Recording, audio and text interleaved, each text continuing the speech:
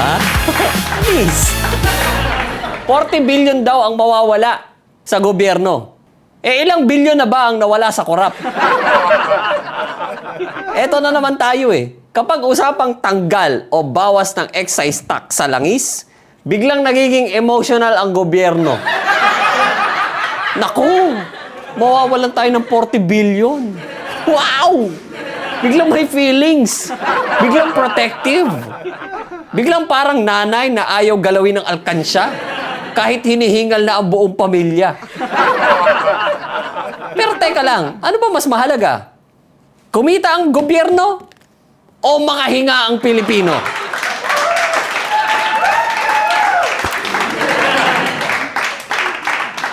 Kasi sa totoo lang, ilang dekada nang kumikita ang gobyerno sa buwis.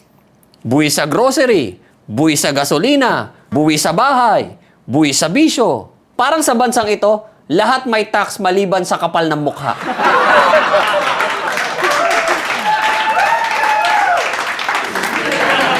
Tapos kapag humingi ang tao ng kaunting ginhawa, biglang may lecture tungkol sa revenue loss. Revenue loss! Boss, ang tao nga nawawalan na ng ipon, pasada, negosyo, at katinuan. Ang wallet ng Pilipino, hindi na pitaka ang tawag. Crime scene na. Ang nakakatawa pa, kapag ordinaryong tao ang nahihirapan, ang laging advice, mag-adjust ka, magtipid ka, magtiis ka, pumila ka.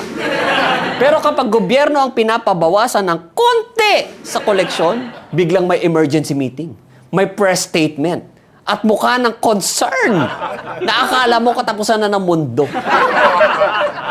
Eh teka lang, magkano ba ang nawala sa mga sablay at korap na mga proyekto? Magkano ang nalunod sa flood control na parang flood encouragement ang dating? Ilang bilyon na ba ang umusok, lumubog, o naglaho na parang may black hole sa accounting? Doon parang ang tahimik ng lahat. Parang may nawawalang pera na tinrato lang na nawawalang medyas. Diyan ako natatawa eh. Kapag taong bayan na ang giginhawa ng 4 na buwan, ang daming takot.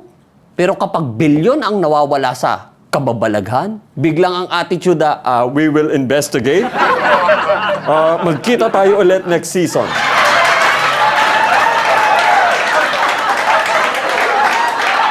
Hindi pwedeng Pilipino lang lagi ang nag-a-adjust.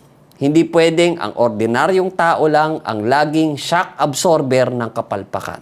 Hindi pwedeng ang bayan ang hinihingan ng sakripisyo habang ang nasa taas, takot na mabawasan ng aircon, buffet, at pulang carpet lifestyle. Mag-adjust tayo lahat. Kung ang tao nagtitiis, dapat ang gobyerno marunong ding magbawas.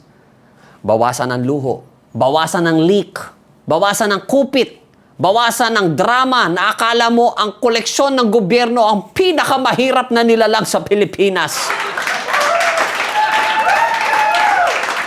Real talk lang. Hindi masama ang revenue. Kailangan natin yan. Pero mas kailangan ng gobyernong marunong kumilatis kung kailan maniningil. At kung kailan dapat maawa naman sa taong tax receipt lang ang natitira sa bulsa. Kasi kung ang 3 o 4 na buwang ginhawa ng Pilipino ay mas kinatatakutan ninyo kesa sa dekadang pagtagas ng pera sa corruption, hindi fiscal discipline ang tawag dyan.